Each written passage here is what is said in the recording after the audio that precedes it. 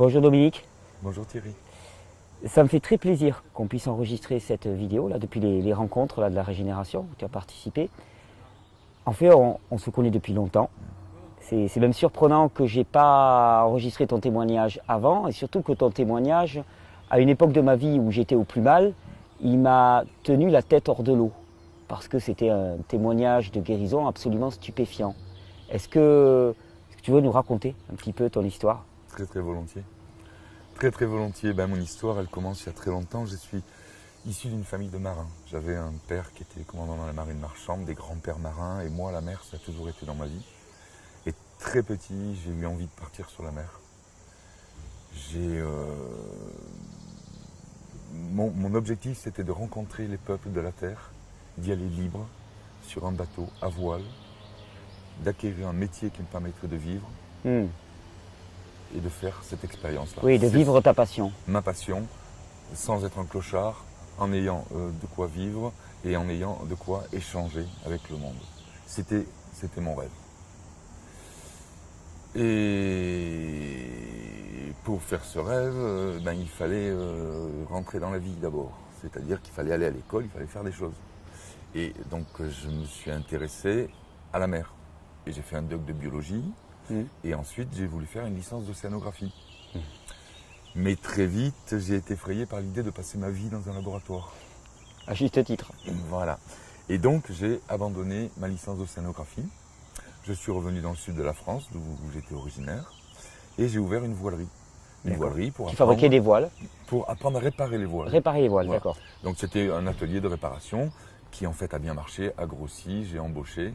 Et petit à petit, je suis devenu un chef d'entreprise et je me suis fait prendre au jeu. Et je me suis retrouvé à racheter une autre voilerie, puis être sur le point d'en racheter une troisième encore plus grosse. Et j'avais un peu perdu le fil de mon histoire. Mais la vie m'a ramené. Oui, de manière assez violente. Assez violente. Je me suis retrouvé à 30 ans avec un diagnostic de sclérose en plaques. Voilà, alors 30 ans de sclérose en plaques, comment c'est apparu? C'est apparu soudainement? C'est une maladie, c'est vraiment une maladie de merde. C'est une maladie de merde. C'est pas comme une jambe cassée. Tu as mal, après tu répares et après tu vis. C'est pas comme un cancer. Tu souffres énormément, tu as peur et puis tu t'en vas. Non, c'est juste au milieu. Et ça te laisse tout le temps. C'est une souffrance permanente? C'est une souffrance alternativement physique et permanente psychologiquement. Imagine les tropiques, une petite île, un lagon et des petits requins de lagon. Pas des gros qui te mangent d'un seul coup. Des petits requins qui t'enlèvent un morceau à chaque fois, mais qui te laissent lucide, qui te laissent le voir, qui te laissent comprendre qu'il est en train de te grignoter petit bout par petit bout. Alors, il y a 36 000 profils dans cette maladie. Pour résumer, cette maladie, c'est une maladie auto-immune qui attaque la gaine des nerfs, la myéline. Oui, la gaine de myéline. Voilà. Suivant le nerf qui est touché, la fonction s'en trouve amoindrie ou carrément atteinte gravement. Oui, souvent c'est une maladie évolutive, c'est-à-dire que petit à petit tu vois tes fonctions motrices diminuer et se faire à chaque fois grignoter. Voilà, avec différents profils. Il y a certains profils où la maladie évolue tout doucement, sans crise particulière, et tu t'amenuises petit à petit. Moi, j'avais pas cette forme-là. Moi, j'avais une forme brutale avec des crises tous les 3 mois. D'accord. C'est-à-dire que tous les 3 mois, prenons la première crise, je veux monter dans ma voiture, je tombe. Au moment où je mets la jambe droite pour monter à la place conducteur, la jambe gauche était en début de paralysie et elle s'effondre. Et j'arrive plus à monter dans ma voiture. Ça a duré quelques mois parce que c'est très long de faire un diagnostic de sclérose en plaques. Le truc s'en va à peu près, il reste une séquelle. Et puis 2 mois après, autre chose. La deuxième fois. Donc c'est comme si c'était une espèce de compte à rebours, de bombe à retardement qui est en toi, tu sais pas quand ça va exploser, voilà. Tu sais pas quand ça va te prendre et tu t'écroules. Alors tu as la trouille pendant 1 mois, tu morfles pendant 1 mois pour remonter, et après tu as la trouille pendant 1 mois, puis après tu morfles pendant 1 mois. Tu vois le truc? Voilà. Le deuxième truc, ça a été, je vais te le mimer, tu vois, je suis en train de... Voilà. Plus de coordination au niveau de la bouche. Tu es en train de parler, et tu perds le contrôle de toi, tu n'es plus rien. Voilà. Et la troisième, c'était une hémiplégie faciale. Donc le côté gauche, paralysie, etc. Alors chaque fois, ça revient à un petit peu. Ça revient à 70%. Chaque fois, tu perds aussi un petit peu. Chaque fois, tu descends un petit peu. Et tu es complètement lucide. Tu le vois. Tu avais 30 ans. J'avais 30 ans. 30 ans, c'est jeune quand même. Ça fait mal. Ouais, ça fait mal. Hein. Ça fait mal. Mais c'était pas possible. C'était pas possible. J'étais à l'hôpital. J'étais sur mon lit d'hôpital et j'étais déjà en train de préparer le tour de Corse avec mes petits catamarans déjà avant même d'en être sorti. C'était pas possible. Tu vois. Les choses avancent. La voilerie décline. Oui, parce que tu n'étais plus en état de t'en occuper. Voilà, pendant 3-4 mois, la voilerie, ça a été la cata. Quand je suis sorti, j'avais ce petit capital, je l'ai vendu et j'ai acheté un petit catamaran. Un vieux catamaran. Dans ton témoignage, tu disais que quand même, dans ton idée, c'était pour partir en mer et y rester. Non. Non. Non. Non, il n'y avait pas cette... Non. Alors j'ai mal... Non, je voulais pas y rester. Je voulais pas rester dans ce monde, dans l'état où j'étais. Oui, d'accord. Oui. Tu voulais protéger ta famille, tu voulais leur épargner la vision de ta dégénérescence. Même pas, parce que ma famille, mon père était décédé. Oui. Ma mère, c'était catastrophique. Au niveau familial, c'était pas génial. Je n'étais pas marié, j'avais pas de famille, etc. J'étais tout seul. Donc, je suis parti parce que j'ai commencé à voir le regard. Et puis, je sentais la maladie. Oui. Et quand tu es malade, que tu parles à quelqu'un, tu n'es pas entier, tu es diminué. Tu as des ondes, tu as des trucs négatifs. Hein, tu es cassé, tu es minable. Et puis surtout, je me suis renseigné. Qu'est-ce qu'on peut faire? Qu'est-ce qui se passe?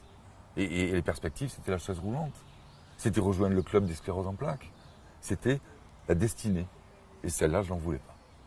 Donc tu es parti en mer. Donc je suis parti. Donc j'ai acheté ce vieux bateau, je l'ai retapé et cap sur les Caraïbes. Avec les crises, avec les attaques? Alors j'avais eu plusieurs crises, j'avais déjà plusieurs handicaps. J'en avais un notamment sur un plan urinaire, hein, avec des rétentions urinaires, nécessité de se sonder pour pas que la vessie explose, tu vois, ce genre de truc. Et donc je suis parti avec ce matos, en solo, avec mes seringues de synactène, parce que quand il y avait une crise, il fallait des corticoïdes pour éviter que ça dégénère trop. Voilà, à l'époque c'était comme ça. Et donc j'ai pris tout ce matériel-là, et je suis parti avec une pharmacie pour faire le tour du monde, et avec toute ma vie, toutes mes affaires. J'étais parti pour partir. Quand je suis parti du port d'Hyères, j'ai regardé, je l'ai quitté, j'ai dit je reviens plus. Je suis parti. Je ne suis pas parti pour y rester, je suis parti pour rester dehors. D'ailleurs, dans ton témoignage que tu as publié, le livre n'est plus publié, je crois, maintenant, malheureusement. Non. Il va peut-être l'être à nouveau. Voilà. Ça serait une bonne nouvelle. Si l'éloge du cru marchait bien, mon éditeur le republie. On va en reparler dans une prochaine vidéo, mais tu as écrit un livre qui s'appelle Quand je serai seul avec la mer, qui a vraiment été, moi, c'est comme ça qu'on s'est rencontrés, mon livre de chevet à l'époque où moi j'étais au plus mal parce qu'il m'a porté. Et tu racontes comment finalement tu as équipé ce bateau entre chaque crise. Donc c'était, il y avait des moments où tu étais à peu près lucide et tu avançais, puis il y avait des moments où tu étais complètement par terre. Et puis, petit moment lucide après petit moment lucide, tu as réussi à partir. Ouais, j'ai des photos où je me revois bouffi de cortisone, tu vois, gonflé, en sortie de crise, parce que j'ai acheté une épave, j'avais pas d'argent. Oui. C'était vraiment une petite épave. Comment il s'appelait le bateau? Au départ, départ, il s'appelait Sula Basuna 2. Oui, et après et ensuite, je l'ai appelé la sclérose. Oui, la sclérose. La sclérose. Oui, la sclérose. La fleur. Et puis après, je l'ai changé pour des histoires de machin. Oui. Bref. Et donc, ce bateau, je l'ai bien retapé, c'est devenu un joli petit bijou, et je suis parti.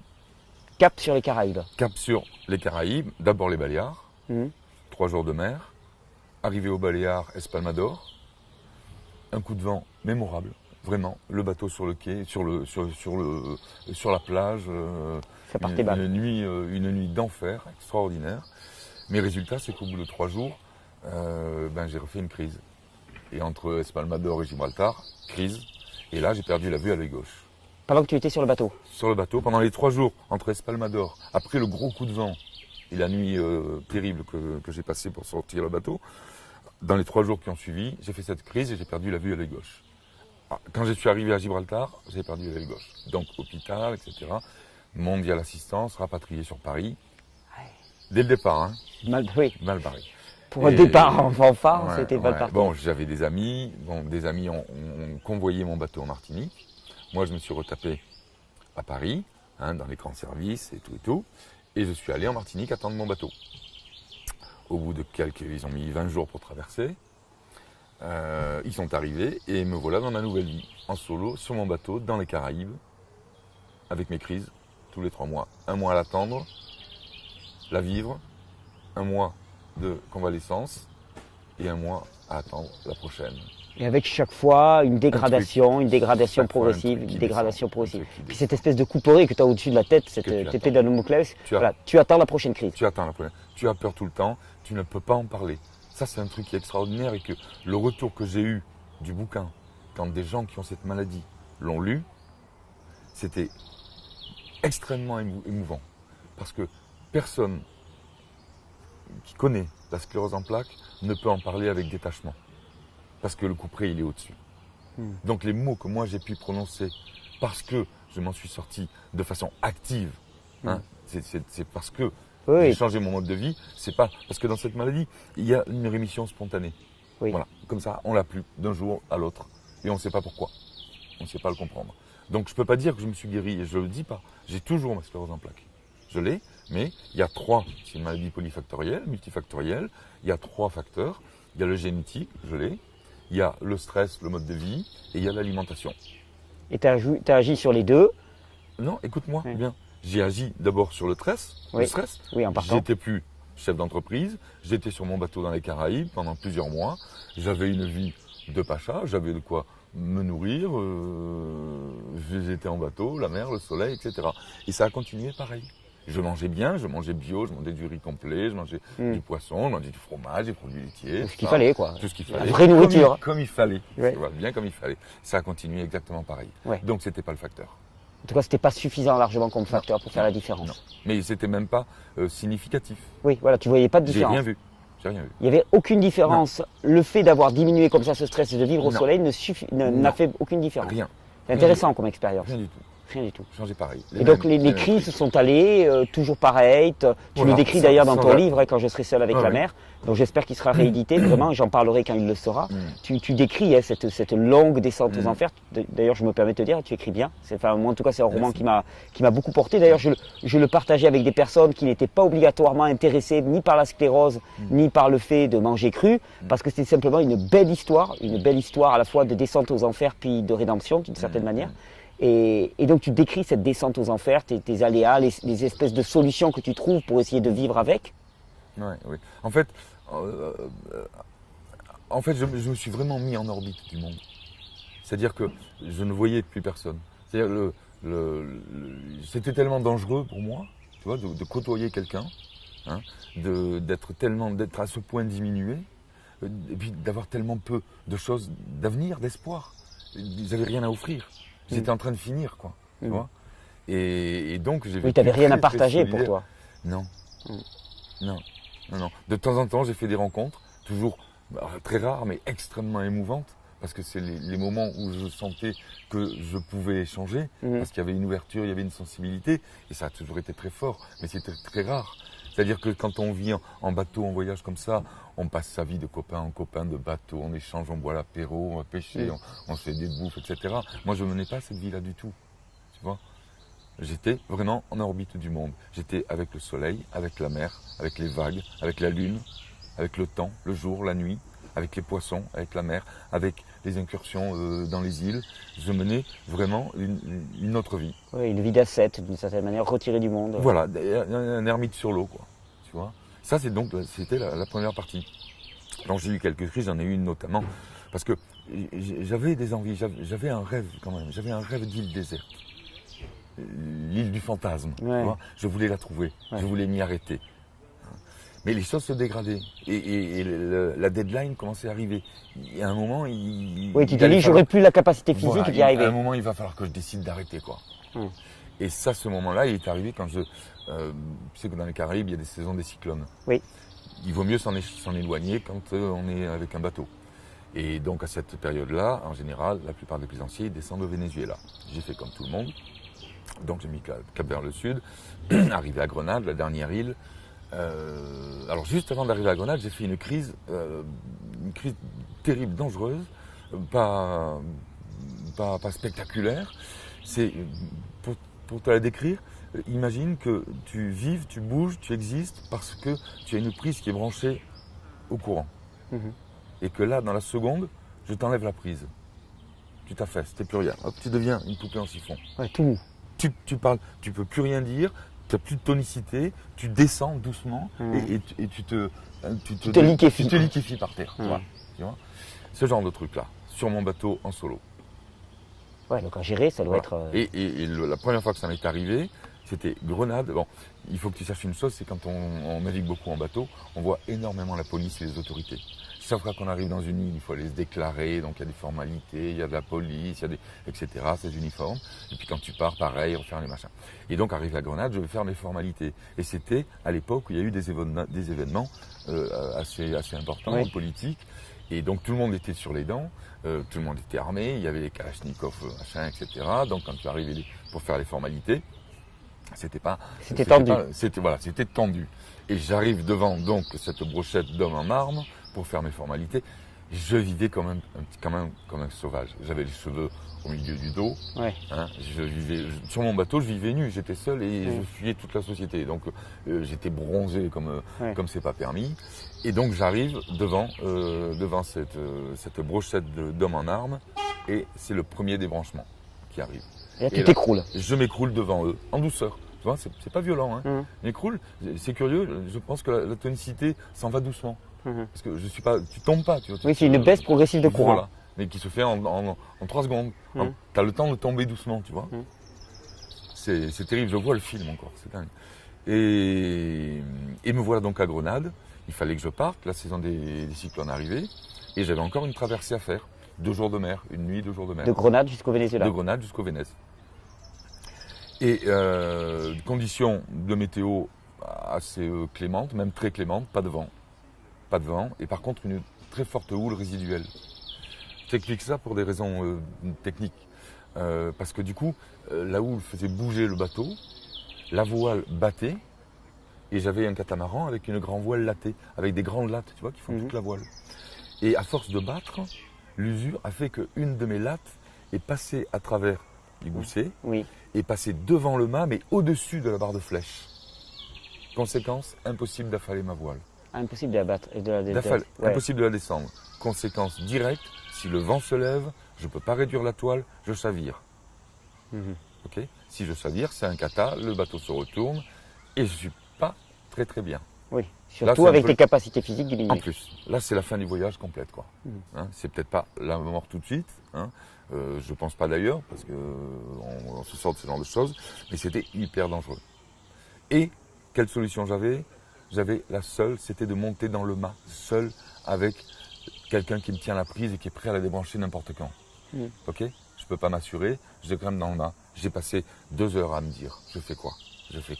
J'y vais et je risque de m'affaler comme une vieille merde sur le pont et de me fracasser, ou bien j'attends que le vent me fasse chavirer, je fais quoi ?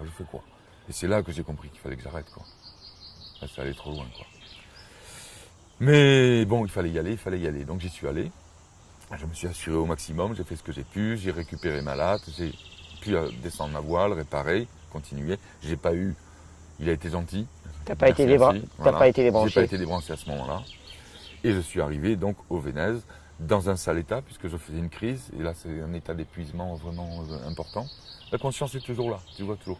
Et il y a un truc étonnant qui se passe, c'est que pendant la crise, le corps sécrète de la cortisone lui-même. Et donc il y a un état d'euphorie. Donc tu ne le vois pas. D'accord. C'est un peu comme si tu étais dopé. D'accord. Mais c'est après, quand ça s'en va, que là tu vois. Tu mesures les dégâts. Tu mesures. Donc me voilà dans cette île, Margarita, au nord du Venezuela, décidé à arrêter. Mon île déserte, je l'ai trouvée juste à côté, à 1 jour et demi de mer. Sur mon profil Facebook, c'est la photo qui est en présentation. On voit mon bateau, il s'appelait Poisson Lune à ce moment-là, et avec la crique derrière et le bleu de... Et donc j'ai passé 1 mois seul sur cette île-là, île déserte. Il y avait des poissons, des perroquets multicolores sous le bateau. Pour manger, je plongeais 1/4 d'heure avant de manger. Je prenais mon poisson, je le remontais, j'avais des algues, j'avais bien sûr des provisions. Il n'y avait pas grand-chose sur cette île, quelques noix de coco. Mais j'ai passé un joli moment. J'ai vraiment assouvi mon île déserte, je l'ai assouvi, quoi. Et donc décidé à rentrer, mais c'était encore un peu tôt. C'était encore un peu tôt parce que juste derrière cette île déserte, c'est la Tortuga, elle s'appelait l'île de la Tortuga en plus, c'est mignon comme ça. Il y avait l'archipel des Roques. Alors ça, c'est un ensemble d'îles désert. À l'époque, c'était sauvage comme c'est pas permis. Sur la carte, et pour un marin, la carte, c'est fabuleux. La carte, c'est l'avenir, tu vois. Et sur cette carte des Roques, il y a marqué zone insondée. Ouais, Il y a d'accord. tu vois, C'est il y a tout le mystère, c'est ouais, fabuleux. c'est l'île mystérieuse, quoi. C'est fabuleux. Donc j'ai voulu y aller, quoi. J'y suis allé et mystère pour mystère, je suis tombé sur un couple d'âge différents, En bateau. en Ouais. bateau, un couple en bateau comme moi, un type d'une 50aine d'années, une nana d'une 20aine d'années, une blonde magnifique. Moi j'étais en dehors du coup, hein, il était hors de question que je drague ou quoi que ce soit, mais par contre au niveau du rêve, c'était pour moi formidable, tu vois. Et donc j'ai voyagé un petit peu avec eux, dans les Rocaisses, on s'est retrouvés dans des mouillages et je passais mes journées, moi j'étais fatigué, hein. Je passais mes journées sur le pont à la regarder faire de la planche nue, la planche à voile, pour s'amuser autour. Le soir, je l'entendais s'engueuler avec son mec. C'était une histoire, c'était pas une histoire simple entre eux, quoi. J'ai beaucoup fantasmé sur cette fille qui était magnifique. Et on a décidé de continuer à voyager ensemble. On décide de partir. Comme moi j'avais un bateau rapide et eux un bateau lent, ils sont partis le soir et moi je devais partir le lendemain matin et on devait se retrouver sur la côte vénézuélienne le lendemain soir. Manque de bol, le vent tourne dans la nuit, je me retrouve le vent dans le nez, le lendemain impossible de les retrouver. J'ai dû tirer des bords pendant 3 jours pour arriver à l'endroit. J'arrive à l'endroit, je calcule rien, je fais de l'eau, des vivres, je prends de l'essence et je m'en vais au deuxième rendez-vous qui était l'île Margarita. Mais ce que je ne savais pas, c'est qu'ils étaient arrivés là, qu'ils n'avaient pas pu continuer, que le type était parti en avion à Margarita et que la fille était restée seule avec le bateau là. Et moi je suis parti tout de suite. C'était marrant quand même. C'est rigolo. C'était marrant. Et j'arrive sur cette île, donc le deuxième rendez-vous, où je rencontre le copain. Et le copain, il me reçoit, sympa comme tout, et il me présente un bouquin. Voilà. Moi je courais après le fantasme d'une fille magnifique. Et lui, il te donne un livre. Et il me donne un livre. Ce livre, ça s'appelait La guerre des crues, de Burgère. J'étais en dehors du monde, rien à voir avec le mouvement dont il s'occupait. J'étais totalement en freelance, j'ai lu son livre avec mon environnement. J'étais en Amérique du Sud, Venezuela, avec une viande de qualité extraordinaire, des fruits tropicaux, vraiment une plage alimentaire formidable. Et ce livre, il parlait de manger cru. de manger cru et finalement que ça allait tout résoudre. Voilà, lui il disait, c'était ça fait le café, ça vide la poubelle, c'était extraordinaire. Que j'avais rien à perdre moi, hein. J'avais rien à perdre. Oui, on peut éternité. Pas faire la cuisine, ça me plaisait bien. Il y avait une plage alimentaire formidable. J'ai été séduit, j'y suis allé, mais j'y suis pas allé. J'ai été aspiré par ça. J'ai été aspiré et j'ai compris plus tard. Dans mon affection, il y avait quelque chose avec la viande, avec la myéline, avec la viande crue. Et j'ai eu une attirance énorme pour la viande crue. Oui, qui tu était de très bonne le racontes qualité. dans ton livre d'ailleurs parce que la première fois que tu as fait un repas, tu t'attendais à te régaler de fruits tropicaux. Exactement. Et puis en fait, ton appétence est allée sur la viande crue. Tu t'y attendais pas du tout. Pas du tout. J'avais des papayes, j'avais fait un J'ai vécu un peu la même chose à titre personnel. Je t'avais Ouais. raconté comment moi aussi au départ, c'est dans mon état de diminution, c'est vraiment la viande crue qui m'attire alors que je m'y attendais pas du tout. Et puis Pas, ouais. ça, même moi, ça m'a choqué à l'époque. Ouais. Ça m'a vraiment choqué. Ouais, avec la tête, on voulait ces fruits tropicaux, Oui, on oui. voulait ça. Ouais. C'est ça qui devait nous revigorer. Ouais, et puis le fruit, ça sent bon, ouais, ouais. Puis c'est beau. c'est nanti d'une belle aura, alors que la viande, ça a un côté un peu plus, on dit, C'est plus difficile. Ouais, c'est plus difficile. Ouais. Et ça s'est passé comme ça.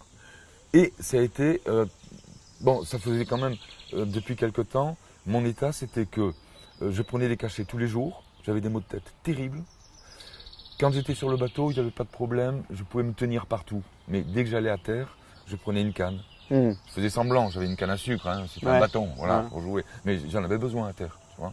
Il y avait ta vision aussi qui était nettement diminuée. J'avais la vision qui venait d'être atteinte par Gibraltar, par cette crise. J'avais ces 3 choses-là. Et au bout de 3 jours, au stupeur, je me rends compte que j'ai oublié de prendre mes cachets. Je me suis rendu compte que j'avais plus mal. Là, Tu t'es dit, il y a quelque chose. il y a quelque chose. Il y a un truc. Il y a quelque chose d'important aussi que j'ai... Donc, Non, en je ne vais fait, pas y revenir. Ça, pour clarifier, en suivant les préceptes de ce livre, tu t'es mis à manger tout cru du jour au lendemain. Tout cru au lendemain, mais pas comme dans le livre. Ça, je ne pouvais pas parce que je n'avais pas d'organisation. C'est-à-dire que je ne pouvais pas, moi, faire un repas à midi et un repas le soir. Ce qui préconisait, c'était de manger plusieurs aliments au repas en les sélectionnant avec l'odorat. Et faire ça à midi et faire ça le soir. Moi, je ne pouvais pas. J'étais capitaine de mon bateau, c'est moi qui devais être, qui assurait tout. Donc je naviguais pendant 2 heures, j'allais voir si je trouvais quelque chose, je mangeais quelque chose et un seul truc. Donc sur un plan digestif, c'était d'une grande simplicité. Ouais. Puis je remontais sur le pont, je refaisais mon Puis dès que tu avais un nouveau faim, tu redescendais, tu prenais quelque chose. Je ressentais, je prenais pas au pif, hein, je Ouais. ressentais ce qui était le mieux, ce qui était le meilleur. Et j'ai fait ça pendant tous les jours. C'est-à-dire que d'un seul coup, j'étais plongé dans ce que des années plus tard, j'ai découvert être l'alimentation du cueilleur originel. Mais j'ai mis des années avant de le comprendre. Je l'ai fait et je l'ai fait avec le sentiment de transgresser Oui, la parole du maître. Ouais, C'est pas comme ça qu'il fallait le faire. Et bon, très vite, alors il y a un truc qui est amusant, une situation particulière. Donc je rentrais vers la Martinique. Pour ça, je devais longer la péninsule de Paria. C'est une immense péninsule, il y avait 3 jours de mer, très très haute, avec beaucoup de fond. Donc je passais très près, il n'y avait pas de vent, donc j'étais au moteur. Donc je passais ma journée à regarder défiler une falaise, vraiment spectacle grand écran. Ouais, Voilà. d'accord. Même distance tous les jours, même spectacle. Heure après heure, je ne voyais pas de différence au niveau de ma vision. Le premier choc, ça a été la première nuit. Je me suis arrêté, j'ai dormi 8 heures. Le lendemain, j'ai ouvert les yeux, j'ai regardé le même spectacle que la veille et j'ai dit waouh, il s'est passé quelque chose là. Cette nuit, il s'est passé quelque chose. Et j'ai compris que la nuit, c'est 8 fois 1 heure, c'est 8 heures d'amélioration de mon œil, que l'amélioration dans la journée était progressive et tu ne le percevais pas. Je ne le voyais pas. Mais après la première nuit, avec ce régime alimentaire au top d'un seul coup, vraiment arrêter les aliments transformés et mettre exactement les aliments qu'il faut avec la digestion d'un seul aliment à la fois. Oui, donc idéal. La simplification sans le alimentaire. savoir. Ouais. Je suis pour rien, j'ai pas fait Oui, exprès. c'est les contraintes qui t'ont amené à ça. Voilà, tu vois, c'est les accidents de vie qui m'ont amené dans cette situation tout à fait paradoxale, avec aucun lien social, pas d'apéro, personne pour me tenter. D'un seul coup, j'étais plongé dans un idéal extraordinaire que j'ignorais. Mais j'ai vu le résultat. Et le résultat, c'est que jour après jour, ma vue, elle est revenue. Et ça s'est passé comme ça pendant les 4-5 jours de la péninsule de Paria. Je suis arrivé finalement à la fin de la péninsule de Paria, dans une petite crique qui s'appelait Pargo, mais perdue à plusieurs jours de marche de la civilisation, où vivait une petite tribu, où j'ai passé quelques jours avec elle. Et là, j'ai vécu quelque chose d'extraordinaire. Ce qu'il faut que tu comprennes, c'est quand tu as 30 ans et qu'on t'apprend que tu vas dans le mur comme ça, tu te construis des défenses, mais en béton armé. Oui, une armure, oui. Une armure, mais tu sais que t'es foutu, quoi. Oui. Alors tu te protèges, Oui. tu te bétonnes de partout. C'est une certitude, tu vis avec, tu t'intègres, tu te noies, tu y es, tu deviens cette maladie-là, tu deviens ta propre fin. Mais c'est profond dans le psychisme. Et quand j'ai compris qu'il y avait une fêlure, une fissure dans le une béton, possibilité d'autre chose. voilà, je te jure, ça a été presque plus violent que le reste. C'était presque plus violent que la construction de l'armure. Je ne sais pas comment le dire. Oui, mais tu le décris, tu ne t'attendais pas à ça. Ah, c'était quelque chose, c'était pas intégré dans ton programme. Non, c'était d'une violence terrible. Et je m'en souviens comme c'était extraordinaire. Et à partir de ce moment-là, eh bien, je n'ai eu de cesse de comprendre ce qui m'était arrivé, de comprendre le cru, de comprendre pourquoi. Oui, parce que tes symptômes ont commencé à disparaître petit à petit. Alors, j'ai plus aucune crise. Ah oui, en fait, dès ce moment-là, tu n'as plus jamais eu de crise. J'ai plus jamais eu de crise. Sauf que j'ai voulu transmettre mon témoignage, et donc j'ai écrit, et donc je me suis retrouvé face à un dilemme. J'ai découvert quelque chose de magique. Je vais, avec ce livre, embarquer des tas de gens là-dedans. Et si tu te trompes? Oui. Et si c'est une simple rémission spontanée comme ça existe là-dedans? Oui, il devait y Qu'est-ce avoir. que tu fais, Don? Tu prends le risque? J'ai dit non, et j'ai remangé cuit. Ah oui, c'est vrai. Tu as voulu voir ce que ça donnait. Et oui. Et j'ai recommencé à manger cuit. La première semaine, j'avais des maux de tête. La deuxième semaine, j'avais mal au ventre partout tout le temps. Et à la fin de la troisième semaine, j'ai eu la première parasthésie. À la quatrième, j'étais à l'hosto. Démonstration flagrante. Voilà. Je l'ai fait une première fois. Mais là, c'était un roman. Je l'ai refait après, avant la publication de Le régime du plaisir. Parce que là, c'était la méthode. Là, j'embarquais, je disais, allez, je vais vous montrer comment on fait. Dans Seul avec la mer, non, je racontais mon histoire. Je disais pas, Hein, faites-le. Donc je l'ai refait une deuxième fois. Et là, pareil, hosto, machin. Après, j'ai terminé, j'ai fait plus faire. C'est bon, j'ai compris. compris. La preuve Deux je fois, l'ai, la conviction c'est je l'ai, fini. on arrête les bêtises. Voilà. Donc je me suis retrouvé par Go avec cette renaissance, cette résurrection. Tu imagines dans le mental la puissance énergétique qui t'arrive d'un seul coup. Tu t'es fait un programme dans lequel tu allais droit vers la mort, Voilà. la dégénérescence, et là d'un seul coup, tu avais une nouvelle vie qui s'ouvrait devant toi. Et en plus, j'avais trouvé une clé. Ouais. Et je ne voulais pas la garder pour moi. Je voulais la donner. Oui, il a raison qu'il avait fait que tu avais fui le Mais monde oui. parce que finalement tu n'avais rien à donner à ce monde et c'était trop dur la confrontation. Là d'un seul coup, tu étais riche Voilà. d'une connaissance. Voilà. Et ça, je voulais le donner, ça. Mais le problème, c'est qu'à l'époque, j'étais rien. J'avais aucun titre, j'avais aucune connaissance. Oui, j'avais quelques connaissances scientifiques. J'avais une expérience de bateau, une expérience de rémission, spontanée entre guillemets, hein, ce que diraient les autres, ce que dirait tout le monde. Et une envie chevillée au corps de le donner, de le rendre, de rendre au monde ce qu'on m'avait donné, quoi. Burgère m'avait donné ça, il m'avait ouvert une porte. D'ailleurs, c'est marrant parce que quand je suis retourné en Martinique, Burgère était justement venu faire une conférence et un stage. Et j'ai absolument voulu suivre le stage pour enfin faire bien les choses. Donc j'ai suivi tout le stage, j'ai ensuite scrupuleusement suivi exactement comme il fallait faire, et décidément ça ne le faisait pas, quoi. Oui, ça marchait pas pour toi. Ah, pour moi non. Hein. Mais c'est très important ce que tu dis parce que Pour moi. Je pensais que c'était pas pour moi. Dans cette approche, il y a vraiment une dimension de l'écoute de son propre ressenti qui est vraiment essentielle pour moi. Et dans ton histoire de guérison aussi, il y a ça avant tout. Oui. J'ai eu une chance extraordinaire que la vie m'ait amené devant ce mode alimentaire fondamental de l'homme. C'est un hasard extraordinaire. Si j'avais pas eu tout ça, on aurait attendu des décennies pour le trouver, pour quelqu'un et vraiment la volonté d'aller le chercher. Le travail que j'ai fait, les travaux de recherche, les 10 ans que j'ai passé avec tous ces scientifiques, parce que je savais. Et donc j'y suis allé, j'ai creusé, j'ai vaincu toutes les résistances. Si je l'avais pas vécu, j'aurais jamais tenu, j'aurais jamais eu la volonté. C'est uniquement pour ça que Tu as quel âge maintenant, Dominique? Faut pas le dire, mais plus de... Allez. Je vais le dire, j'ai 60 ans. Tu as 60 ans. 60. Donc, depuis tes 31 ans, parce que oui, c'était 30 ans, voilà. 30 ans. Plus aucune crise. Non, les deux petites. Oui, les deux provoquées. Voilà. Plus aucune crise. Alors, en théorie, tu n'es pas guéri, parce que ça, on ne guérit pas. Je le vis pas, et je le répète haut et fort. Tu es en rémission active. Tant que je mange comme ça, c'est bon. Si j'exagère, je replonge. Hein? Par contre, il y a quand même... Les choses se calment quand même dans cette maladie, c'est reconnu, c'est-à-dire qu'en général, elles sont de moins en moins virulentes. C'est-à-dire qu'aujourd'hui, j'ai pu assouplir un petit peu, ce qui me permet aussi d'assouplir ce que je veux transmettre. Oui. Tu vois, ce qui n'enlève rien aux personnes qui ont vraiment quelque chose de grave. Mais maintenant, même pour moi, je peux tolérer une alimentation moins parfaite que celle que j'avais prise. La perfection m'a sauvé.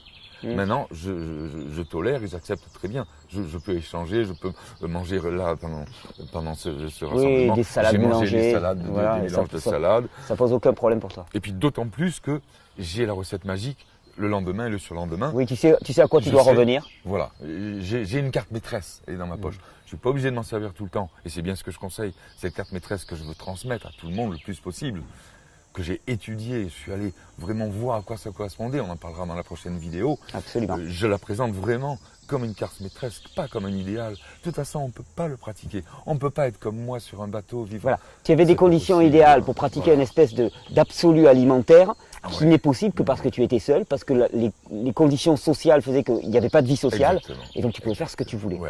Et ça a été tout ton travail de recherche de ces 10 dernières années. Oui. Mais après ça, attends, je t'interromps, parce qu'il y a une petite parenthèse. C'est qu'après ce premier voyage avec ce bateau, j'avais découvert cette clé magique. Je suis rentré, j'ai vendu le petit bateau, j'en ai racheté un plus grand. Et j'ai fait un deuxième périple. Mais en étant avec ton plein potentiel. Voilà, j'allais dire en Dieu. On est tous Dieu. Dieu est en nous. Et on le sait quand on est jeune. On a cette force, cette puissance. Et puis on retrouve cette jeunesse quand on redonne à notre organisme toute sa dimension naturelle. Ouais, fonctionnelle. Et j'ai fait ce deuxième voyage.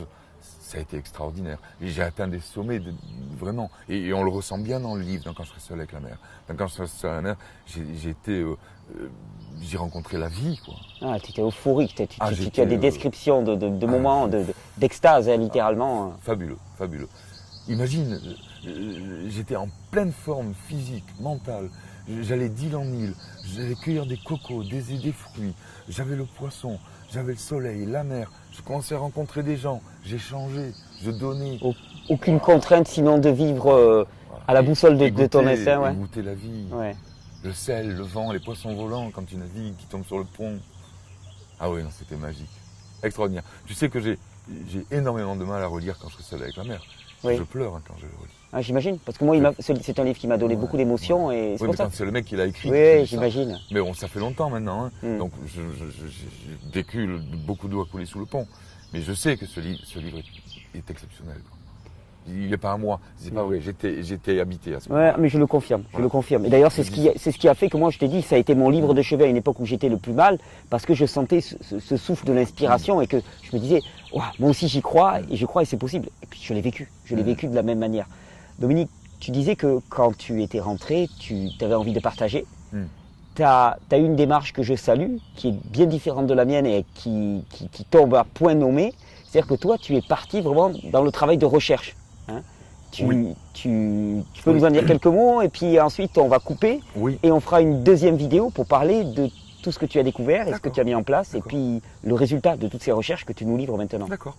Donc le deuxième voyage avec ce deuxième bateau qui s'appelait Imagine, puis je rentre en France et là il y a une parenthèse avant que j'attaque ce programme de recherche, c'est que j'ai passé à peu près 8 à 10 ans à vivre et à enquêter et à partager le monde de tous les gens qui j'ai cru à l'époque.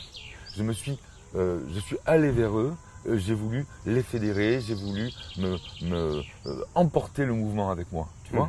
Et donc j'ai rencontré énormément de gens, j'ai pris énormément de témoignages, j'ai voulu enseigner, j'ai vu le résultat, j'ai vu comment ça se passait et j'ai commencé à enseigner ce que j'avais appris, ce mode alimentaire. Et je l'ai fait pendant plusieurs années. J'ai vu passer des dizaines de cas. J'ai vraiment acquis une connaissance et une expérience vraiment importante, efficace, sur le terrain. Puis une vraie connaissance. C'est-à-dire la connaissance étant l'expérimentation. Voilà. La personne arrive, elle est comme ça, elle repart, je la suis, je la vois 2 mois après, etc. Et je vois le résultat. Donc je savais que j'étais dans le juste, que c'était la voie. Le seul problème que j'avais, c'est que le climat était très très défavorable à l'époque. Le paradigme culinaire était très, il se défendait mais très très fortement. Ce que toi t'as connu la libération. Tu as participé. Toi tu es à la naissance de la libération. Oui, je suis arrivé au bon moment. Voilà. Moi j'ai vécu à une époque où c'était dur. Il y avait les problèmes avec différentes questions avec Burgère. Il y a eu des problèmes de législation, etc. qui ont beaucoup compliqué les choses. Mais oui, avec beaucoup d'amalgame finalement. Énormément d'amalgame, c'était vraiment difficile. Mais surtout, vraiment qui m'a décidé à changer, c'est que pour arriver à élever la conscience alimentaire d'un individu, il fallait que je développe des trésors d'ingéniosité. Il fallait que j'y mette tout mon affect. Ça arrivait à passer s'il y avait de l'amour qui circulait, tu vois. Il fallait vraiment un investissement phénoménal. Et j'y arrivais. Seulement, quand moi, je mettais une semaine à élever la conscience alimentaire de une personne, dans la même semaine, la société en formatait 100 000, 200 000. Oui, donc le combat était... je me suis dit, c'est la goutte d'eau, mais le vase, il est percé. C'est pas qu'il est percé, c'est qu'il n'y a même pas de fond. Tu mets une goutte, la goutte tombe, tu vois. Et là, j'ai compris que je ne ferais rien, qu'il allait falloir changer les choses autrement, y aller par le fond. Et c'est là que j'ai pris la décision de tout arrêter, de me couper du monde crudivore. Littéralement, tu as disparu. J'ai disparu. Je me souviens à l'époque, on avait eu un premier contact avant que tu plonges complètement. Et puis après, plus de Dominique Guyot. Personne ne savait où il était. Fini, voilà. Ouais. Et c'est là que j'ai commencé ce que je vais te raconter dans la prochaine vidéo. Je te remercie Dominique, parce que c'est un témoignage qui est très important pour moi, parce qu'il m'a nourri à une époque où j'avais vraiment besoin d'être nourri, d'être porté. Je pense que c'est aussi un témoignage très enthousiasmant pour toutes les personnes qui ont des atteintes neurodégénératives comme la sclérose en plaques. Ça va bien au-delà, tu le sais. Je sais que ça va bien au-delà. Et c'est surtout un formidable témoignage parce qu'il prépare à ce qui va venir ensuite, c'est-à-dire vraiment le premier travail à ma connaissance de justification scientifique de pourquoi ça marche aussi bien. Je te remercie Dominique. J'espère que cette histoire a participé à ce que tu deviennes, ce que tu es devenu, parce que moi aussi j'ai envie de te dire chapeau. Chapeau. Merci Dominique. C'est certain qu'elle y a participé. Je te dis, ça a nourri mon imaginaire. D'ailleurs, je te l'avais dit à l'époque, je t'avais dit, j'aurais toujours voulu être navigateur. J'ai une peur absolue de la mer. Donc moi, je me suis retrouvé à être navigateur sur la terre avec mon camion et ainsi de suite. Mais ça m'avait donné une envie d'aller en mer, mais j'avais une impossibilité. Merci. Tu es un bon marin. Merci Dominique.